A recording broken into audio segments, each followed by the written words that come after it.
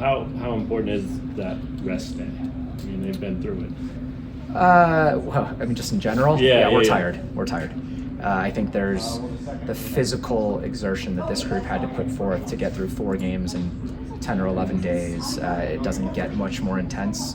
You know, like we have all the fancy monitors and we're spiking. And I think our strength coach Taylor used the word triage this morning when describing kind of what they've been through.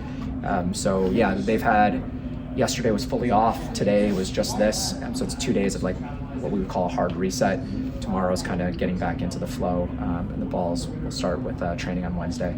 I think this time of year, now that we know our opponent, we can start maybe implementing some sort of game plan, but you don't get a ton better on the field this time of year. Too many players are nursing injuries and not participating. If you're decent coaches, you've probably already kind of imparted most of your knowledge, and so it's more just kind of getting our rhythm back, our sharpness back. We had a really high, and that's great. You can use that for momentum, or it can kind of be hard to kind of regain your energy, and so that's the job of the coaches, is try to figure out how to just get our rhythm back.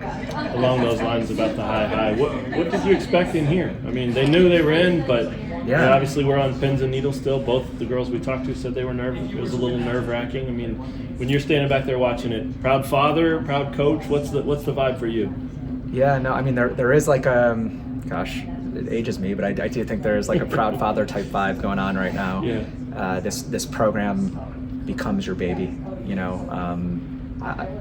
I was there long enough at Xavier to make it feel like a fourth child, and it's definitely feeling that way here at KU. It's neat, right? Like the one thing I mentioned to the group beforehand is there's about 300 other teams that aren't having the privilege to sit here. So it's special. It doesn't happen every time. I've been fortunate enough to sit through a few of these, and I still get nervous. I told you, I was pretty confident we'd probably end up in that 6, 7, 8 on either side of host, not host. But even when 3 popped up, I'm like, you never know. So we were all sharing those feelings together. I happen to know a lot about the St. Louis program.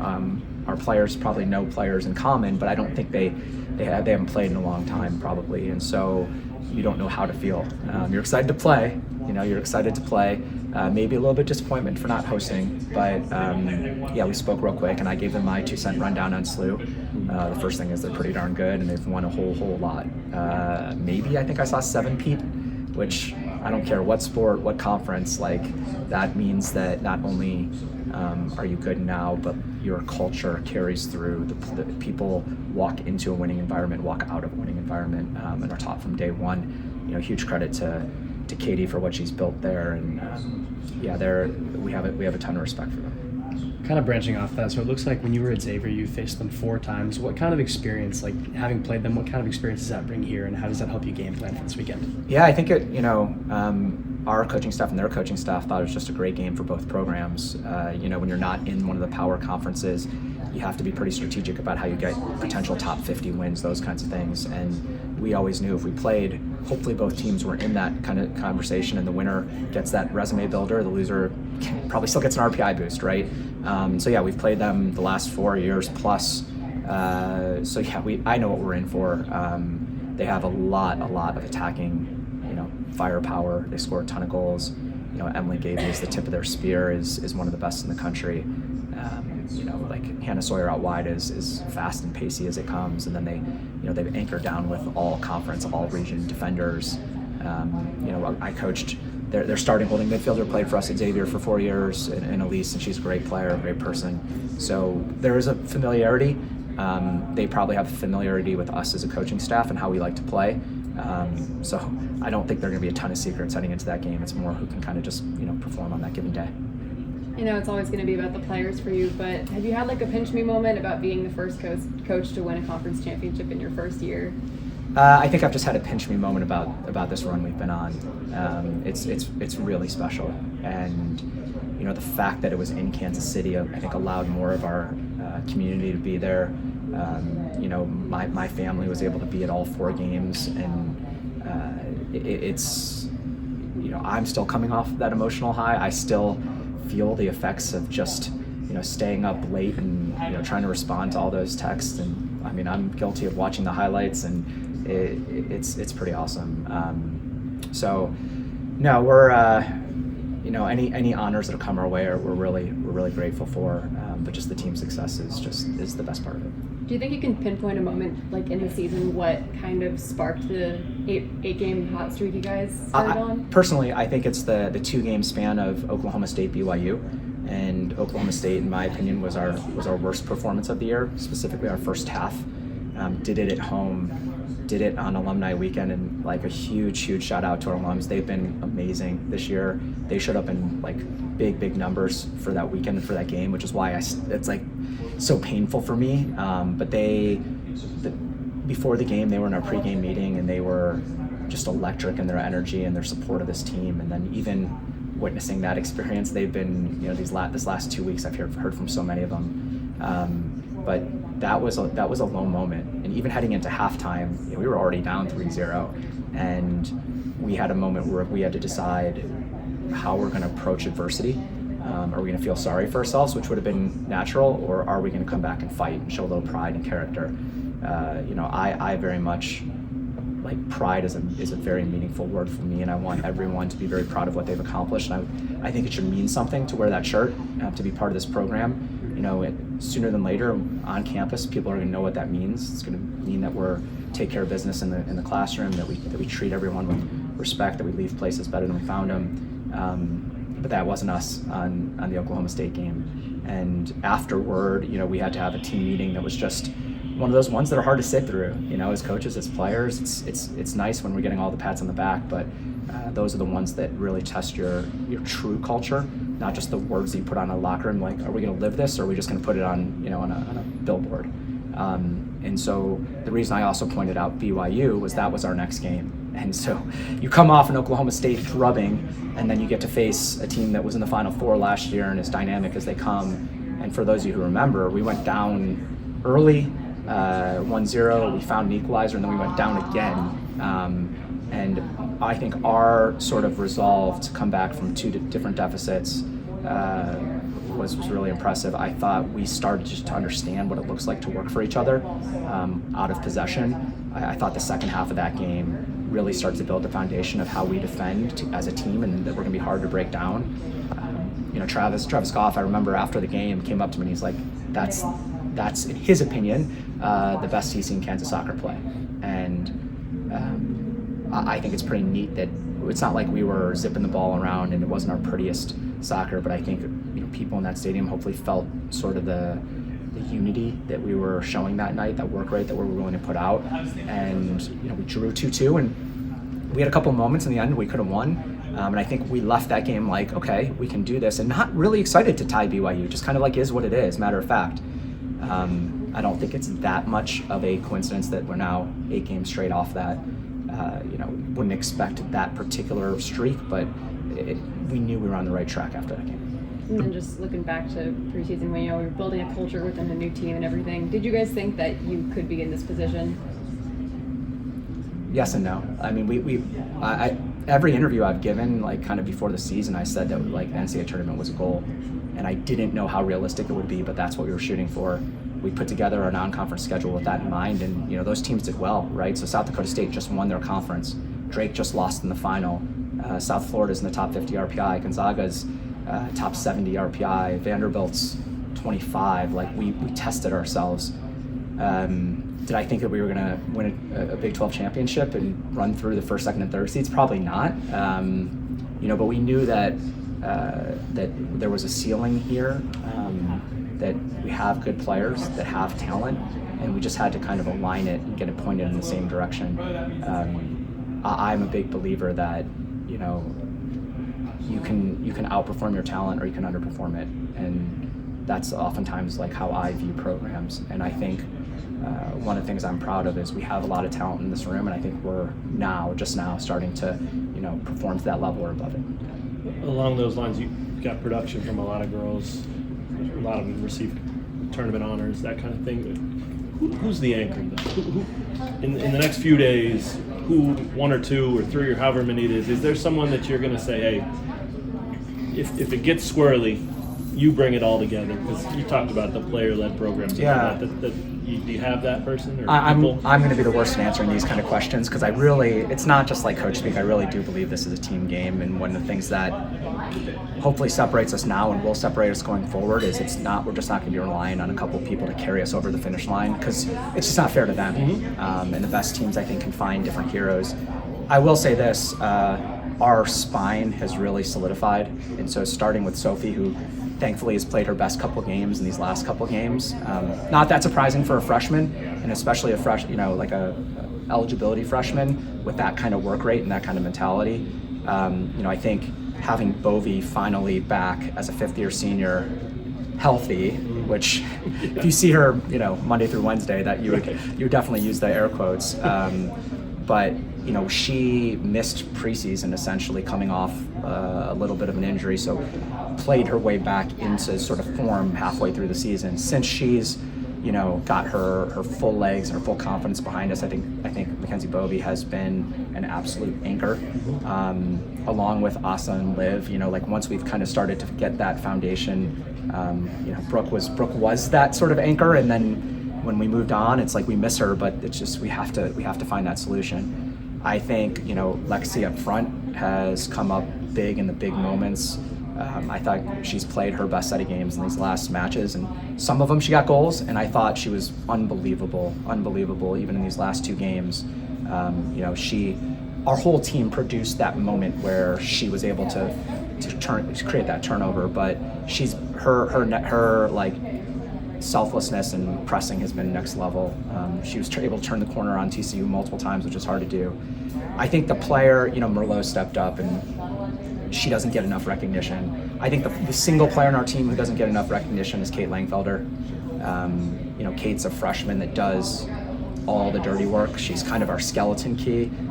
Tactically, when we have to make adjustments, the minor adjustments we make are usually Kate being the player who kind of has to do it. Her, to come in as a freshman and be able to play her or Caroline lead the team in minutes. I probably should name first team all conference. The fact that I didn't say Caroline right away, but I would have nominated Kate high on the ballot for any sort of recognition. She's not one of those players that usually gets it because she's like the coach's dream that does all the dirty work and all the stuff in between that makes our engine go. I know you talked a lot during the post-game pressers during the tournament about how just emotionally taxing those games were.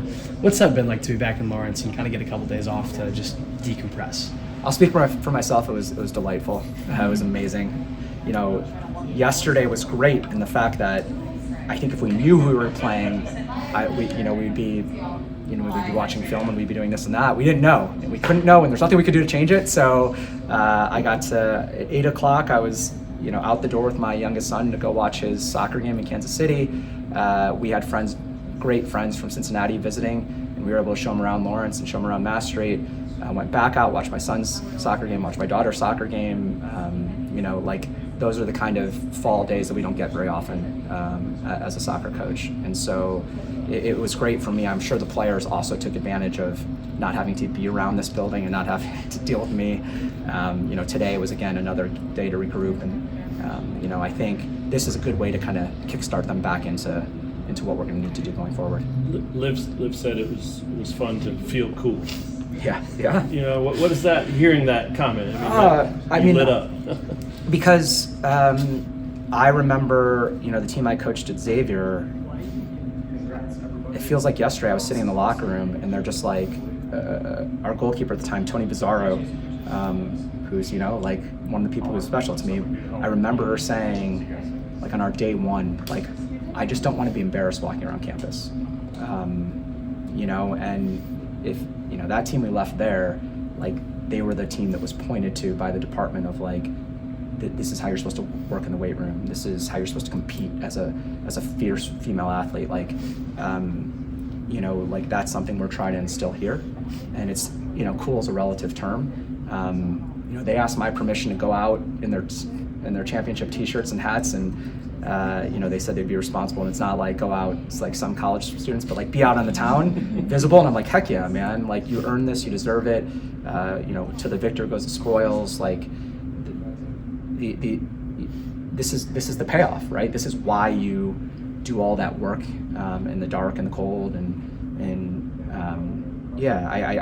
I hope that over time, we're able to raise the level of this program, where we are mentioned amongst the basketball program and the volleyball program as pillars of this department. What was that experience like? Just sitting there watching, waiting, wondering, all that? Yeah, it's super fun. I've never done anything like that, so I would say it was just fun, exciting, a little nerve-wracking, but more exciting. It seemed like everybody was kind of on pins and needles literally every game that came up. You didn't want to play the 1 seeds, you didn't want to play the 2 seeds, and not that you wouldn't, but you just didn't know.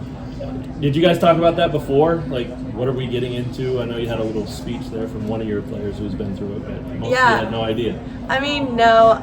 At least what Coach Nate was saying, that we're just grateful to know that we're going to get called, so I think that was just relieving for everyone. But no, I think many people were new to this, so it was just exciting to go through it together.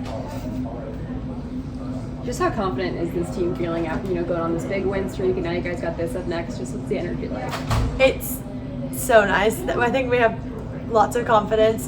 We've been apart for the past 2 days. It's just been nice to get a little break, but coming back together, I think everyone's so excited, and just hearing who we get to play, everyone's ready to take it on and see when we play. What do you think kind of flipped the switch for the team halfway through the season to go on this win streak and start getting so hot late? I don't know. I think we just gained chemistry together, and just being able to get wins under our belt and just playing together throughout the season helps, and I'm just grateful for the team. What was the rest of Saturday like after you guys left Kansas City? And I mean, were you able to shut it down and go to sleep, or did that stay all night, or what was that experience? Oh yeah, it was hard. I would say our bus ride was really fun on the way back. I think it was non-stop singing, dancing the entire way home, so it was really fun. Anything in particular? Who was the DJ? Let's ask that. Sophie Daw is our speaker holder and DJ, who actually I wouldn't expect, but she gets really excited on the bus ride home. Okay. So she did okay. She's really fun, yeah. Kept it up. Kept it up the whole time. And then Sunday morning, you woke up, so much emotion playing those 4 games and getting up for them, and then winning, and that emotion. And then Sunday, it was kind of like, okay, we did it. What was that like, waking up? Yeah. Did you realize it? Did you have to pinch yourself? Yeah, Sunday I definitely slept in, didn't set an alarm, just slept in. But I would say, yeah, it was surreal. It's still surreal that happened, and that we ended up winning the Big 12 tournament, and I'm just so thankful for it. And yeah, it's just surreal. Coach Lee had mentioned in the post-game presser that you guys have been listening to "Love Story" by Taylor Swift a lot this year. Was that playing on the bus ride? It was definitely playing on the bus ride. Yeah, it was first song on the bus. And secondly, looking ahead to this Friday, going into Big 12 play, you kind of know a lot of what you're going to see. These are teams that you guys have seen before. What's it like having 3 or 4 days to prepare for an entirely new opponent now? Yeah, I'm excited to play a new opponent. I think it's fun. I am from Texas and don't know much about St. Louis and don't really know how they play, but I heard that they're a really great team and they're going to give us a great battle, and I think it's exciting to get to play someone new and someone that we never really played before.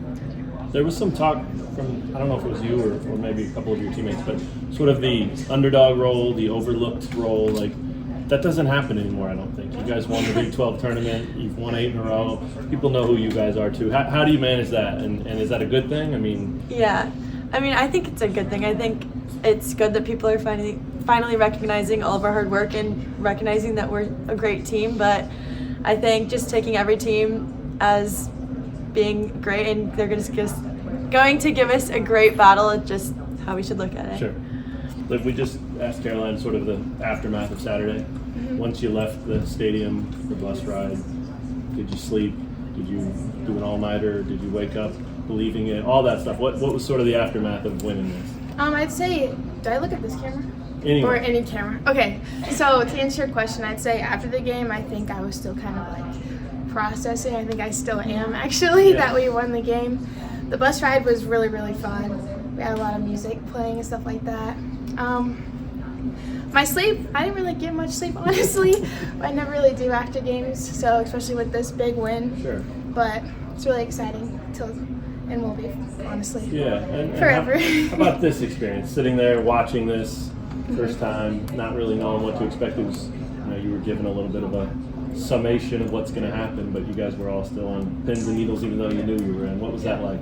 Honestly, nerve-wracking just to see who would play and seeing if we could host or not.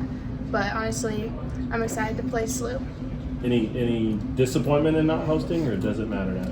Honestly, I kind of was looking forward to if we could have hosted, but I'm really excited to go see SLU Stadium. I asked Caroline this as well, coming out of Big 12 play where you kind of know what you're going to see, it's teams that you'll play every single year. What's it like having, 3 or 4 days now to prepare for a team you haven't really seen at all? Definitely taking in each day just because Saturday's game was a lot and very taxing on my body personally. So just getting to rest and regroup and learn a little bit about this team is good. And what was the experience today being back on campus after winning? Honestly, I kind of felt really cool being a Big 12 champ, and it's just really surreal. At the beginning of the year, did you or your team even think anything like this would be possible, to be in the situation you are in now? I mean, we definitely talked about what we wanted to accomplish, and making it to the Big 12 tournament was one of those goals. And then, just winning the Big 12 tournament, even cooler, to be honest, yeah.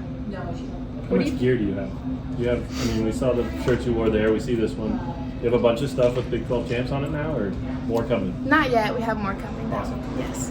What do you think it was that kind of flipped the switch for this team 8 games ago and started you guys on this hot streak?